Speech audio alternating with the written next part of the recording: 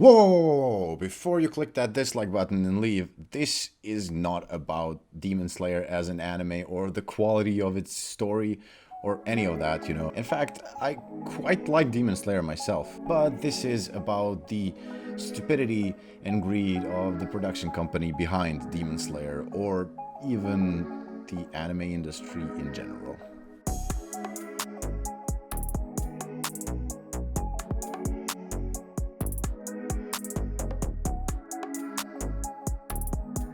Now, I'm not talking about the studio who made Demon Slayer, which is ufotable or ufotable, I don't know how it's pronounced. I'm talking about Funimation, or Aniplex, or Sony Entertainment. You know, the stupid thing is, I don't even know who to direct this anger towards, because even after researching countless articles, I still don't know who is responsible for the stupid controversies behind Demon Slayer. Because nobody dares to write about them, because they're so scared of the fans. Huh?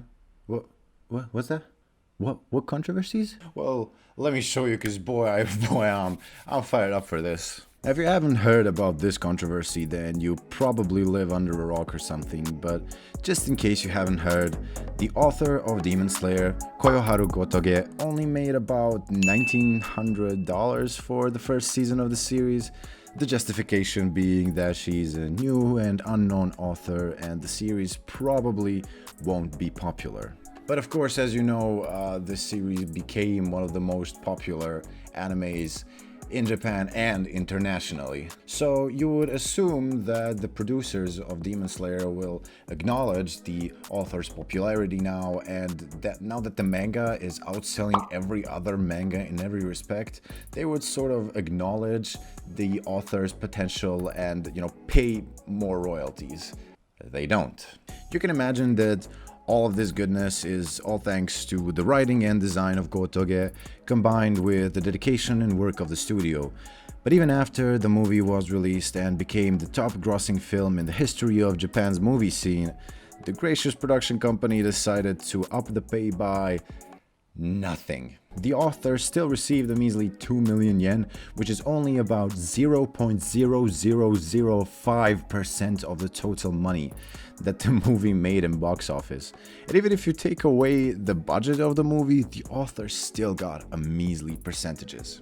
So you might ask, you know, where is all this profit going to now that all of the staff has been paid out of the budget? Well, that's a great question, because all of the profit from this movie is actually going to the people, a few select, who actually haven't even lifted a finger to work on this anime, and in fact don't probably know anything about art or animation or production or anything of that sort. They just know that Demon Slayer is popular, so they can scam the workers basically to produce more money just for themselves by paying as little as possible. And if you're wondering, the animators and the entire staff is underpaid as always. And of course, they didn't get any royalties from this movie, and it all boils down to the toxic corporate culture of Japan's arts and entertainment scene, and also to the terrible work ethics that exist in Japan, and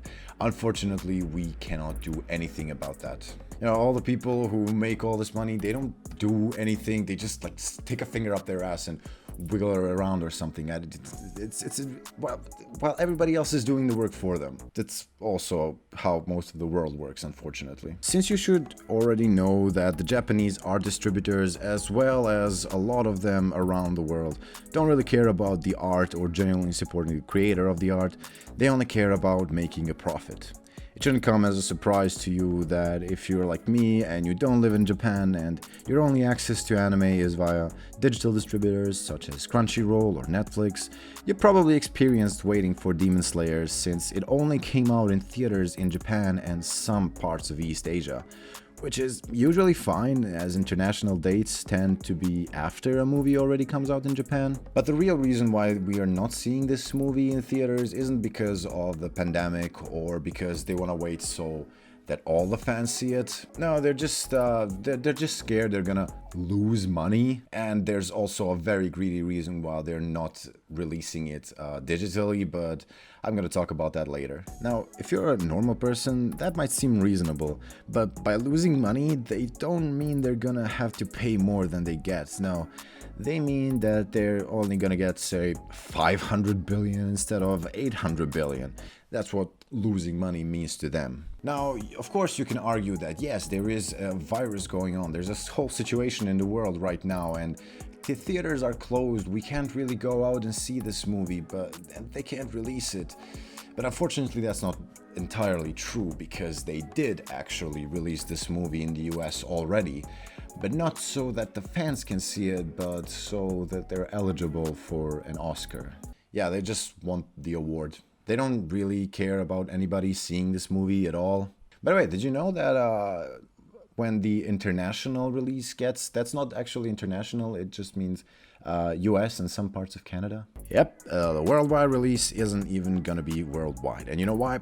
Because they think they're not gonna make enough money, even though theaters in Europe will be open by the time it's released in the US, and they were already open as it was screening in Japan. Now, if you didn't see the thumbnail of this video, I said that I will be watching the pirated version and not the digital or the theater version. Not that I have a choice there. And you know how I said that there's an even greedier reason why they're not releasing it digitally? Well, let's get down to that.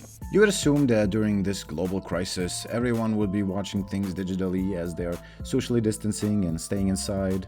We can see a massive increase in Netflix watching and similar during this time, and theaters are closed, so it's easy to assume that nobody will be going there to watch movies and stuff. There have been quite a few experiments of releasing movies for a theater price digitally, and most of them have actually succeeded.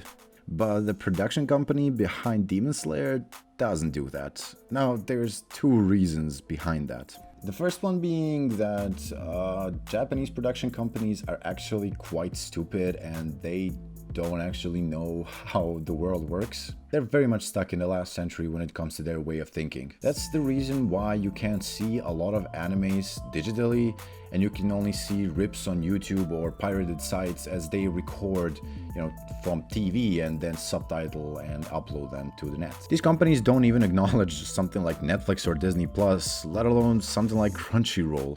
Even though it's proven that these make tons of money and make digital distributing shows a lot easier.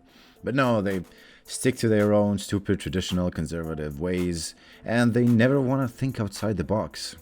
Quite ironic that this country is so technologically advanced but so backwards. But you can see this in a lot of Japanese practices, not just the distribution of media. They still use newspapers. The second reason is, again, they don't make enough money from digital releases.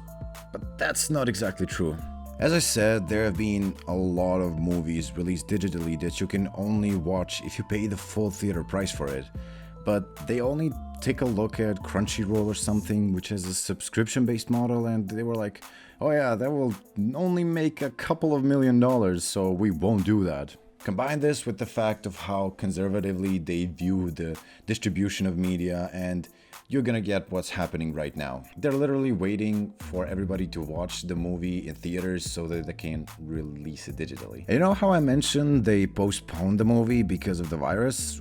Well, this virus is still here and they're still releasing the movie. They don't actually care about regulations or public safety. They just want to make a profit, and they already made millions of dollars off of that.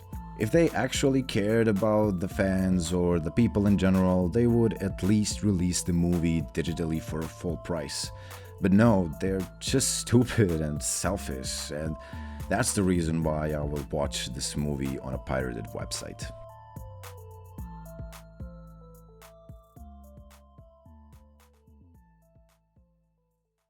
Because of their greed and their refusal to think about people's safety, I refuse to watch this movie for the price that they're selling it for. Of course, this is not hurting the author or the people who actually worked the movie. This is only hurting the people who, the select few, right, who are owning this movie and not really doing anything else for it. So I kind of encourage you to do the same thing. Of course, this won't really make that much of a difference.